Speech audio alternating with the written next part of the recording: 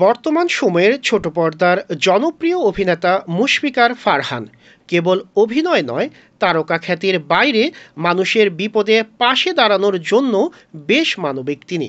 সহকর্মী ও অসহায় মানুষের পাশে দাঁড়িয়ে অসংখ্য মানুষের মনে জায়গা করে নিয়েছেন এই অভিনেতা। এদিকে ছোট পর্দার পরিচিত মুখ আফরোজা হোসেন গত 2 বছর ধরে জরায়ু মুখ ক্যান্সারে আক্রান্ত। এবার এই অভিনেত্রীর চিকিৎসায় 2 লাখ টাকা অর্থ সহায়তা করলেন ফারহান।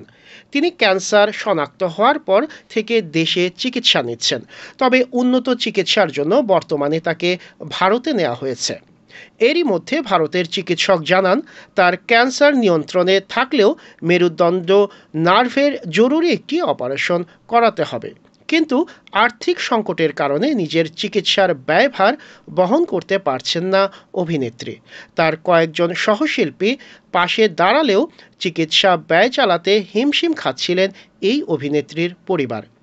এ অবস্থায় তার পাশে দাঁড়ালেন ফারহান। সহকর্মী আফরোজার চিকিৎসার জন্য তার পরিবারের হাতে তুলে দিলেন নগদ 2 লাখ টাকা।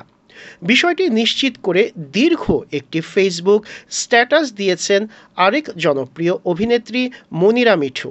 তিনি লেখেন, ফারহানের সঙ্গে শুটিং চলাকালীন সময়ে আফরোজা আপার অসুস্থতার কথা কিছুটা বলি তাকে।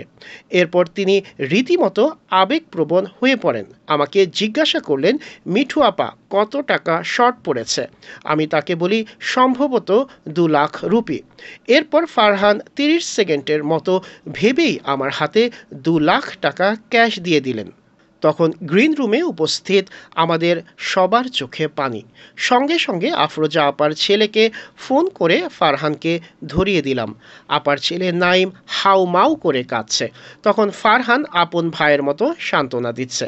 ফারহান এবং তার পরিবারের জন্য আমাদের কলিজার ভেতর থেকে দোয়া ও কৃতজ্ঞতা জানাই। সেই অপারেশন সাকসেসফুল হয়েছে। আফরোজা আপাও ভালো আছেন। আল্লাহ মহান। এভাবেই মানবতার জয় হোক।